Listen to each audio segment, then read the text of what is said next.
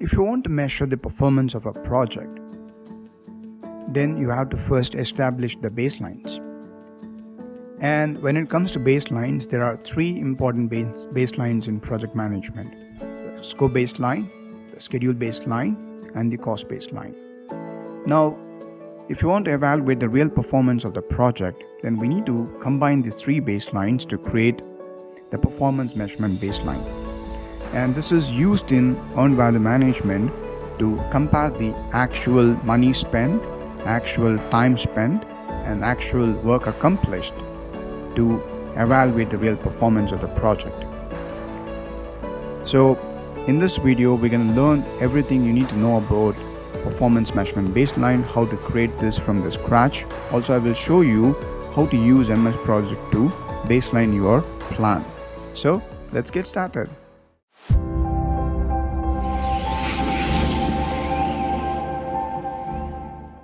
The performance measurement baseline is a snapshot of your approved project plan. Once you're done with the planning process, you know the scope of work and you will come up with a budget and a schedule to complete all the planned work.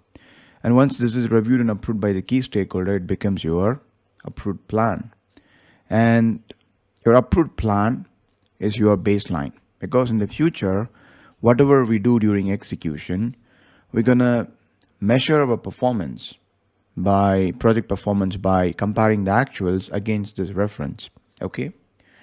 And many project management softwares will have an option to baseline the plan. We just need to click a button and automatically the plan will be baselined. The tool will internally maintain a copy of your plan. You won't see that copy, but whenever you want to evaluate the variance, you just click some buttons. The project management tool will automatically take the inputs, the actuals you provided, and compare them against this reference and provide you the delta. Okay, here you have spent more money, here you have spent less time or more time against the plan, and so on.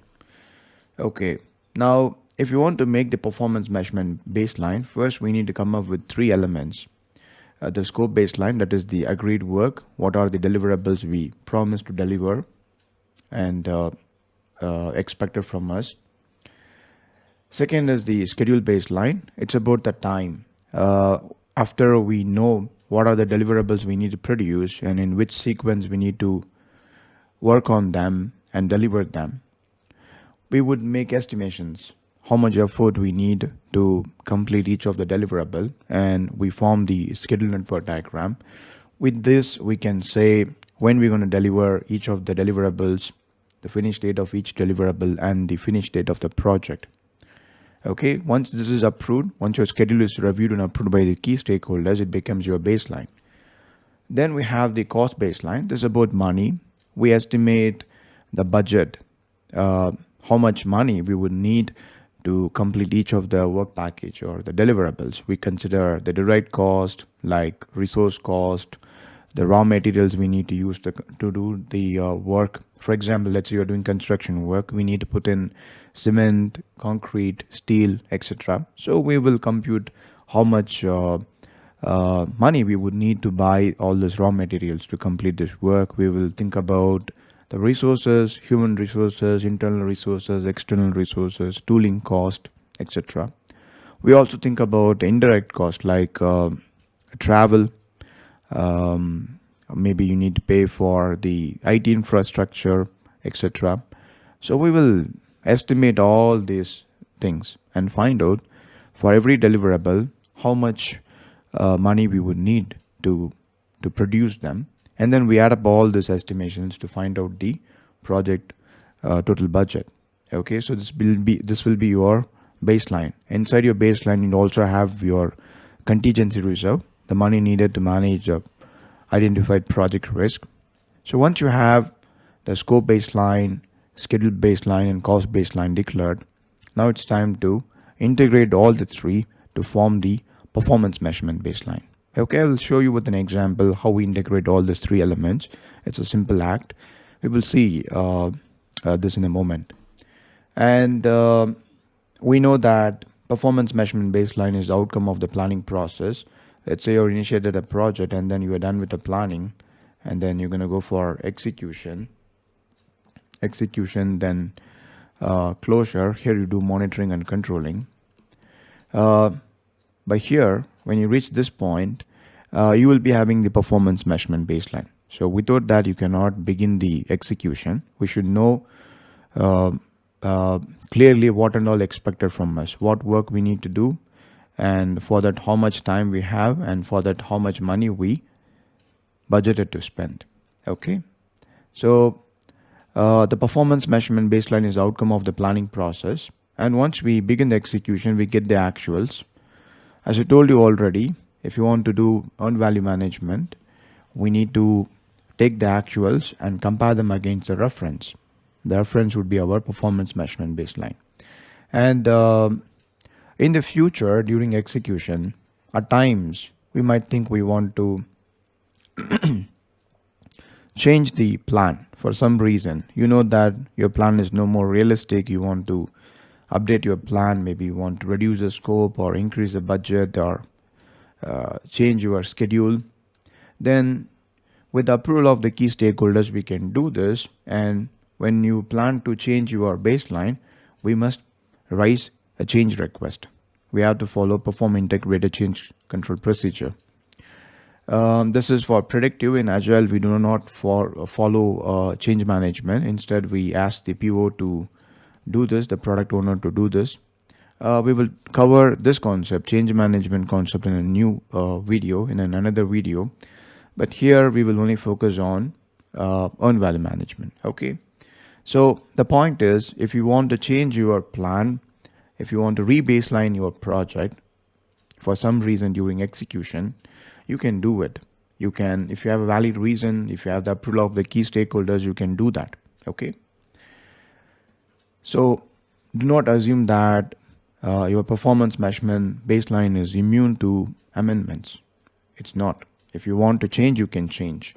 Then make sure you have a reliable performance measurement baseline, because it's going to act as the reference. Let's say you do not have a reliable reference, then the deviations you're going to find by comparing the actuals against this reference may not reflect the real situation of the project, isn't it? So you need a reliable, well-developed performance measurement baseline.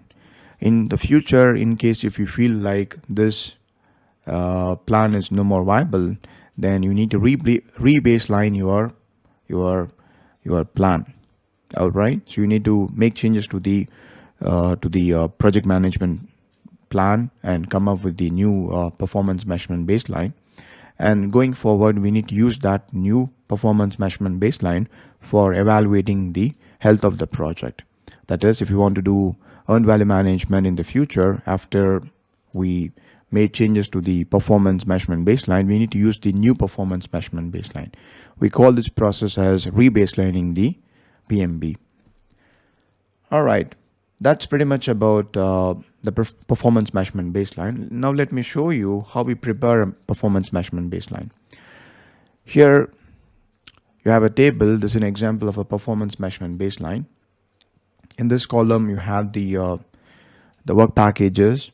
We have some 27 work packages listed here. This is the scope of a project. We promised to our customer that we will deliver all this 27 work packages before we close the project.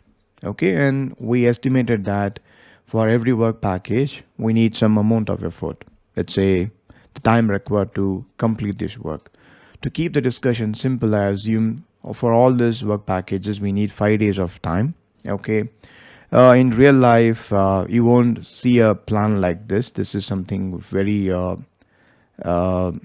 unrealistic. But, to keep the discussion simple, we assume for every work package, we estimated and found that we need 5 days of effort. Okay. This is an assumption. And based on this, I have created the start date and end date. So you're going to start the first work package, start doing this first work package the beginning of calendar week 1. It's going to take 5 days of effort. This means by end of that calendar week, you will be done with this particular work package because it's going to take 5 days of effort. The same with the next one.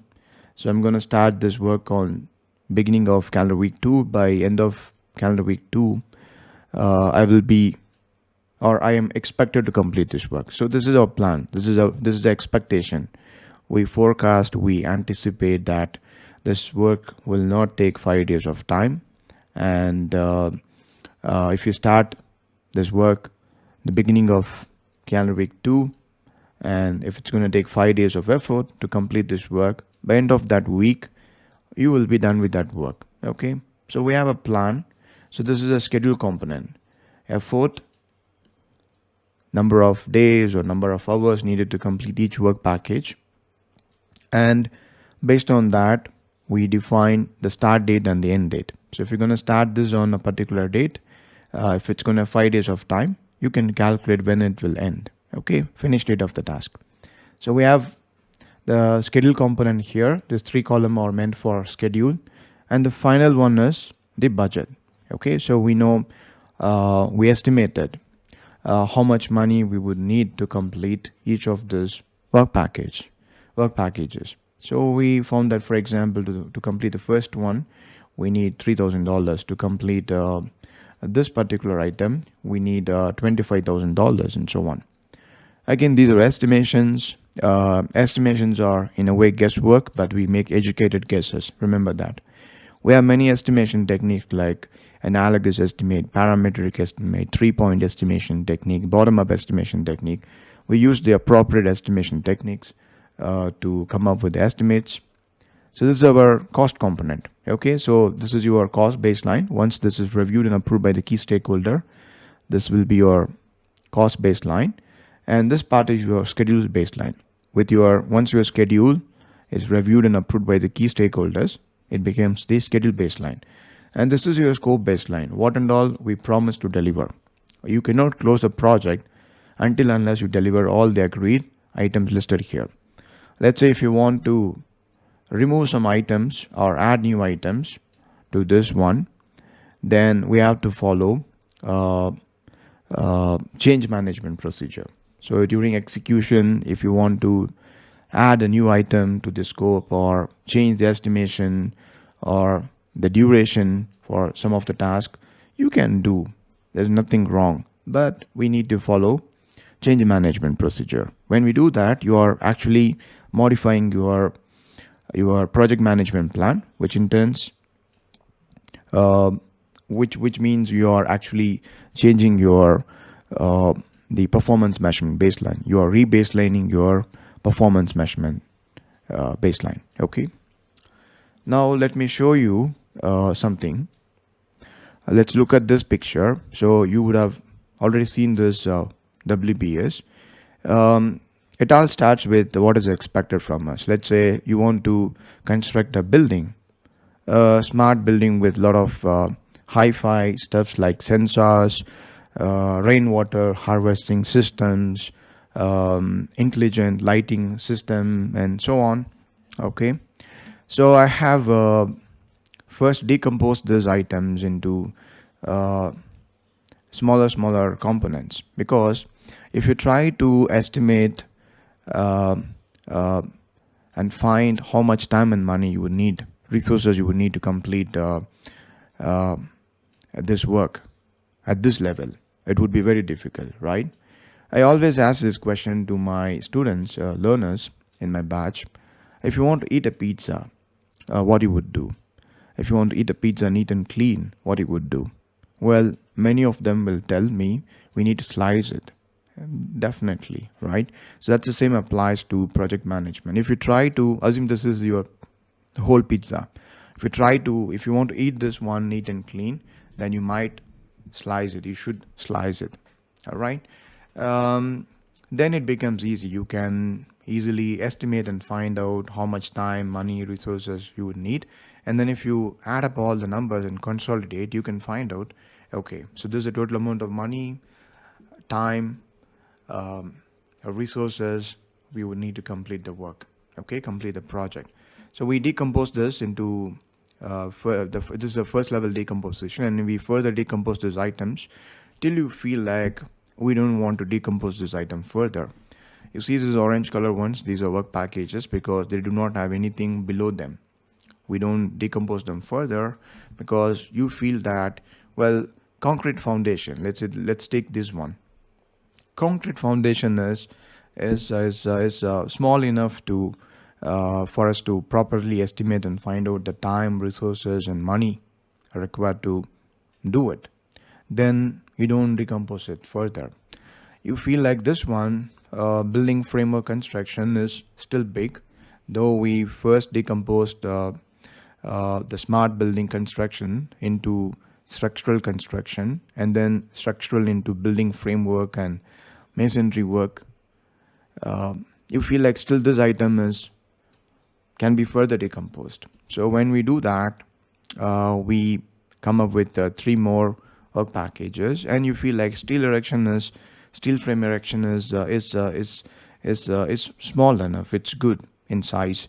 We can easily estimate. You can easily find out the time, the effort, the resources needed to do it. Then we don't decompose it further. All right. So that's how we create work packages. All the orange color ones are work packages because they do not have anything below them. They are the smallest things you will find inside a WBS, and I would say they are the rock bottoms. Below them, you won't find anything. Okay, so I've collected all these orange color ones, and I have taken them as a work project scope, because if you're done with all these orange color ones, you're done with all the things above them, and so eventually you will accomplish the total project scope. Now let's go back to the uh, Excel sheet. All right. So now, let's say, yeah, okay. Now this is the table you have seen before. This is the scope. I've captured all the work packages. Then we have the effort, schedule, and the budget information here. This is your scope baseline. This is your schedule baseline. This is your cost baseline. Now, I don't want to use these names further. For example, clearing and leveling of construction site is a very lengthy name. I don't want to call this work package like this. I want to simply call it like work package 2. Okay, and this one is work package 8. Lighting, fixture, and setup, work package 8. Okay, so now if you see in this sheet, I made things simple. This is the calendar week. We have a schedule of 27 calendar weeks. Okay, and every calendar week we're going to deliver one work package.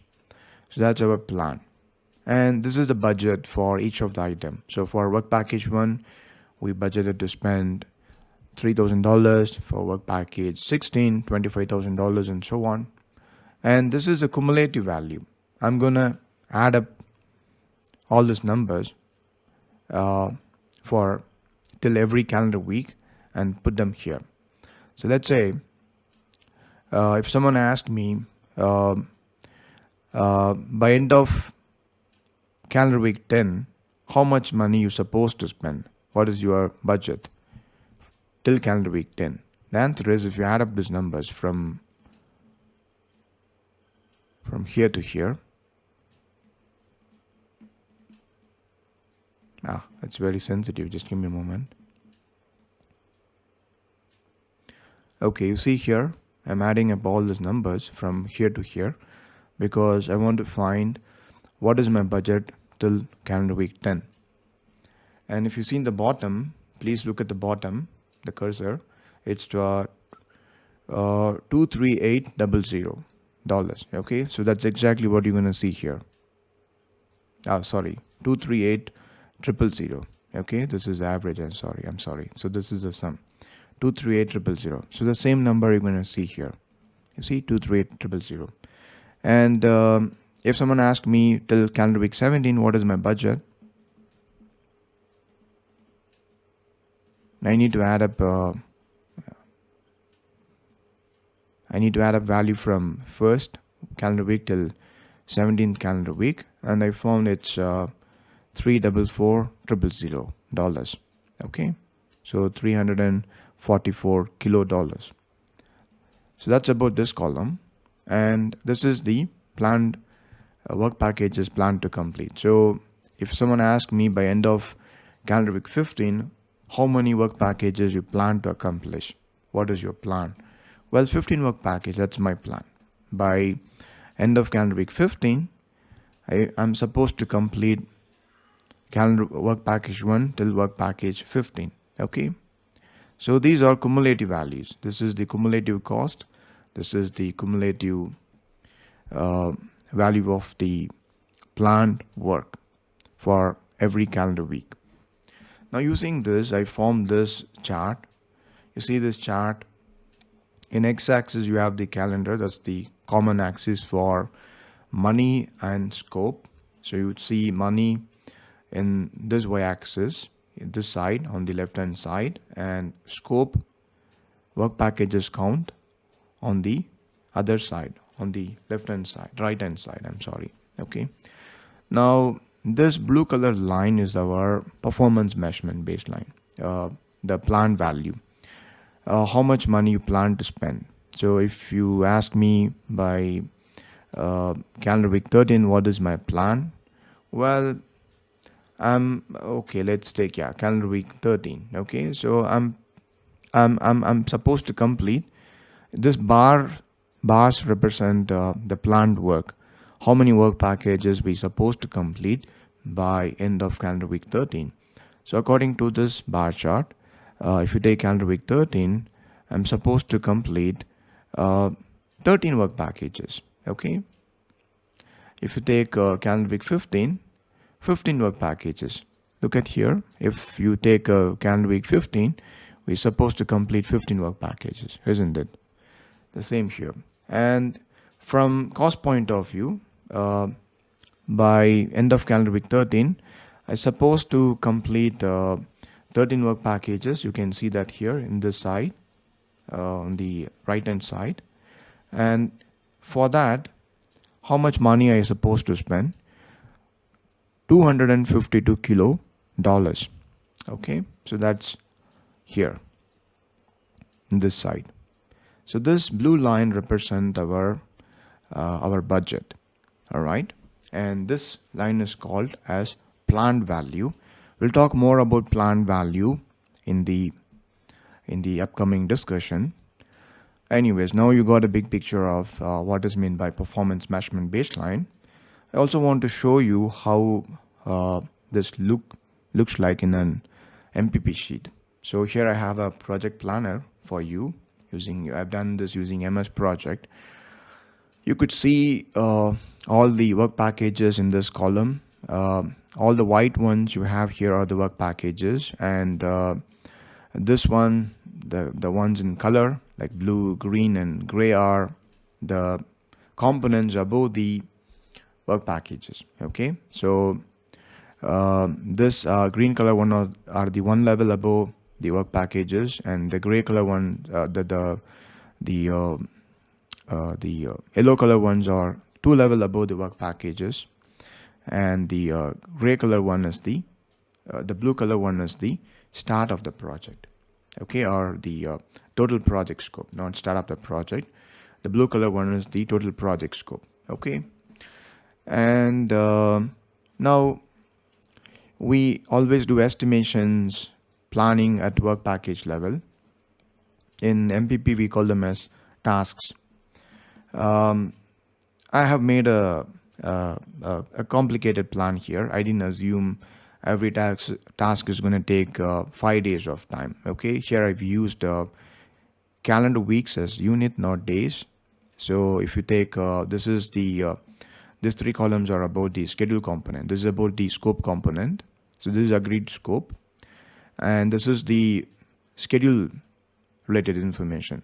So this is the duration estimated for each task: 2 calendar weeks, 2 calendar weeks, 3 calendar weeks, 10 calendar weeks, and so on.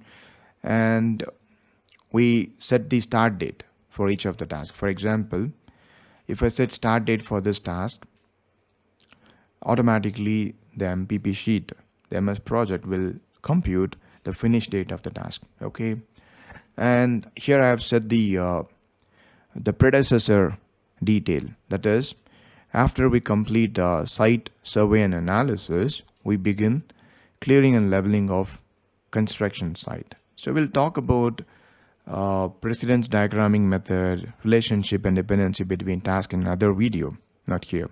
Okay, and this is not needed for EVM discussion. So just understand, this will help us to know, this column will help us to know to complete this to begin this task, what tasks should have been completed. So if you want to start clearing and leveling of construction, I suppose to finish site survey and analysis. So that's if you see here, you see 3, I'm going to put 3 here. And if I have to start this work, I need to complete this work. And according to this MPP sheet, this row index is 4. So I'm going to put 4 here. And you could see here, the scheduling software is automatically sequencing the activities. Let me zoom in. You see here, they are sequenced. First, we need to complete this activity, site, survey and analysis. And then once it is done, we can start this activity. Okay, that's a dependency between the activities, or relationship between the activities. And then this column is about cost. So you see this one, this column, this is about the cost estimation. So I have entered the values, like for every work package or task, how much money we plan to spend, estimated and found how much money we would need to complete them. And if you add up these 3 values, that will be equal to $11,000, because these 3 items are under this task. This is called the summary task. Okay, because these 3 work packages are below this particular item. This item does not have its own estimate, but it's the summation of the estimations of the work packages or task below this particular item. Okay, so we have the cost information, we have these 4 columns are about schedule information, and we have the scope information. Once you're done with this plan, you're going to review this with your key stakeholders, and if they're okay with this, they're going to approve your plan.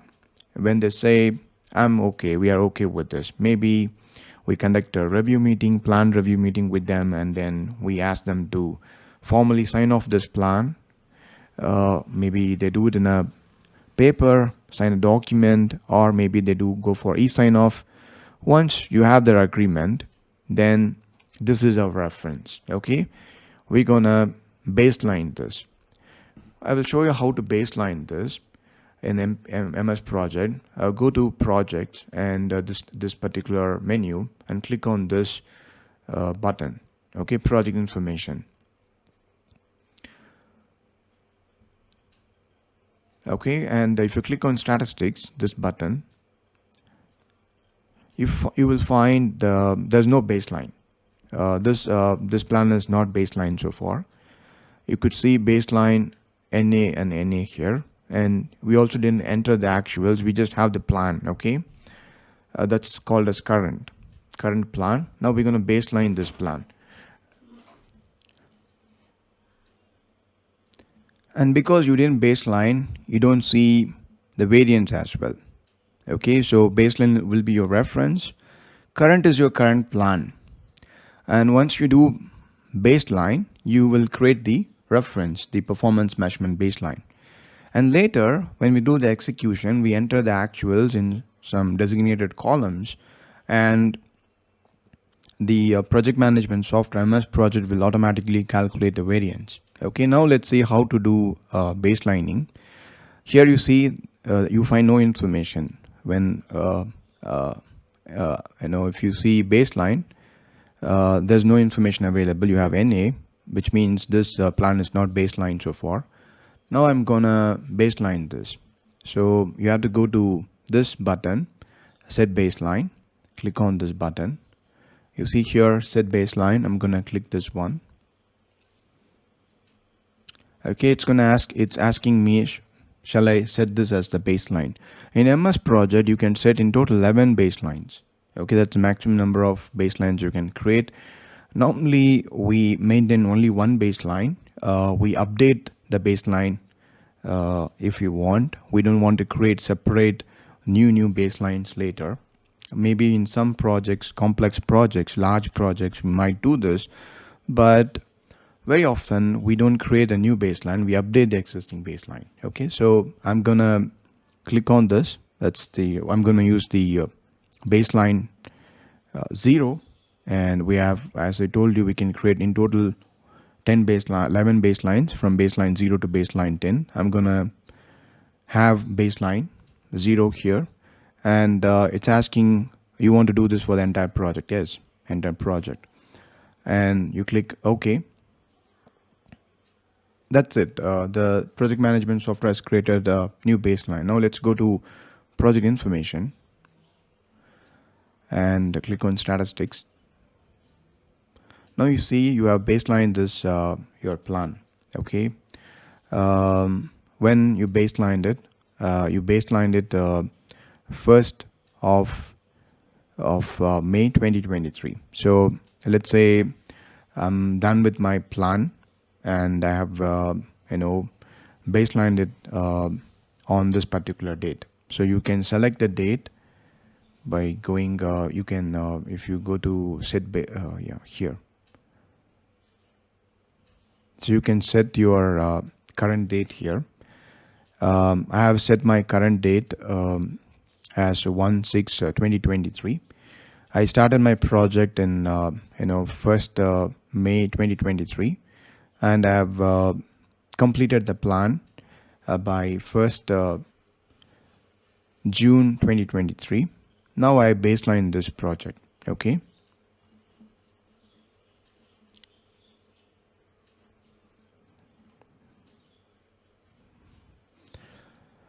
Okay, so the start of the project will be taken as the baseline.